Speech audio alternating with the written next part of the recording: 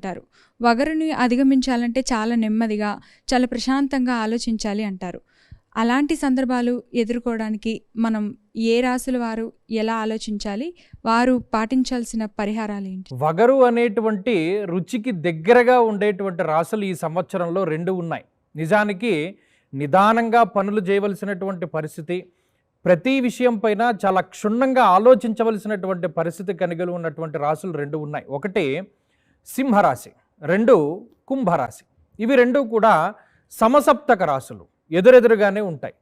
ఈ రాశ్యాధిపతులు ఇద్దరు కూడా బద్ధశత్రువులు. అయితే ఈ సంవత్సరంలో ఏమవుతోంది? సింహరాశి వారికి అష్టమ స్థానస్థిత శనేశ్వరుడు, సప్తమ స్థానమందు రాహువు, అలాగే గురుబలం కొంత తక్కువగా ఉన్నది. అంటే దీర్ఘ సంచార గ్రహాలలో 3 గ్రహాలు కూడా కొంత బలహీనంగా ఉన్నటువంటి పరిస్థితి ఈ సంవత్సరంలో నెలకొని ఉన్నది. అలాగే ఈ సంవత్సరం చివరిలో రాహువు మారడం ద్వారా రాహువు యొక్క బలాన్ని పొందేటువంటి రాశి. అంటే సంవత్సరం ప్రారంభం దగ్గర నుండి ఉండేటువంటి ఫలితాలన్నీ కొంత నిదానంగా ఉన్నా రాహువు షష్ఠ స్థానంలోకి వచ్చిన తర్వాత, అంటే సంవత్సరం దాదాపుగా 3 వంతుల్లో 2 వంతులు పూర్తయిపోయిన తర్వాత చివరి భాగంలో రాహువు అనుకూలత వల్ల వీరి విజయాన్ని సాధిస్తారు. ధైర్యబుద్ధిర్ వీర్యబుద్ధిర్ రిపునాశం సదాశుభం అన్నది శాస్త్రం. 6వ స్థానమందు రాహువు గొప్ప ఉత్సాహాన్ని కలగజేస్తారు.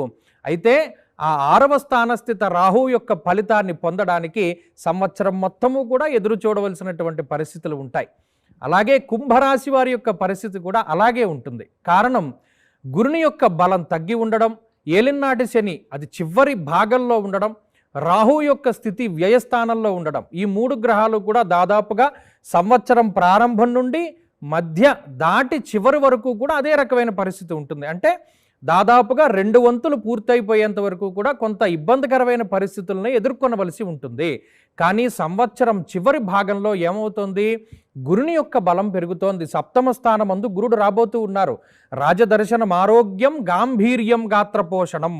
మొట్టమొదటి నుండి మధ్య వరకు ఎంతైతే ఇబ్బందికర వాతావరణాన్ని అనుభవించారో చివరి భాగంలో అంతే గాంభీర్యాన్ని కూడా అనుభవిస్తారు. అంత గొప్ప ఫలితాన్ని, శుభ ఫలితాన్ని అనుభవిస్తారు. అలాగే లాభస్థానంలోకి రాహు వెళుతూ ఉన్నారు కాబట్టి ఈ గురు రాహువుల యొక్క ఫలితాన్ని అందుకోవడానికి మాత్రం సంవత్సరం మొత్తము కూడా నిరీక్షించవలసినటువంటి పరిస్థితులు ఉంటాయి. కాబట్టి ఈ సింహరాశి వారు, కుంభరాశి వారు ఈ కొత్త సంవత్సరం ప్రారంభం దగ్గర నుండి మధ్య దాటి చివరికి వెళ్ళేటువంటి మార్గంలో మాత్రమే మంచి ఫలితాలని పొందుతారు. కాబట్టి ఈ సంవత్సరంలో దాదాపుగా 70% వరకు ఉన్నటువంటి సమయాన్ని వీరు వేచి చూడవలసి ఉంటుంది. చివరి 30% బలాన్ని పొందుతూ ఉన్నారు కాబట్టి అప్పటి వరకు కూడా కొంచెం ఆచితూచి నిర్ణయాలు తీసుకుంటూ ఉండడము, ఎక్కడా కూడా పొరపాటు చర్యలు చేయకుండా, ఎవరి యొక్క మాటని పట్టుకుని ముందుకు వెళ్లకుండా ఒక గురువుని నమ్ముకొని, ఎవరైతే మీ గురువుగా మీరు భావిస్తూ ఉన్నారో అటువంటి వాళ్ళ సలహాని తీసుకుని ముందుకు వెళ్ళాలి తప్పితే ఎట్టి పరిస్థితుల్లోనూ కూడా తొందరపడకూడదు. ఈ 2 రాశుల వాళ్ళు అది గుర్తుపెట్టుకోవాలి.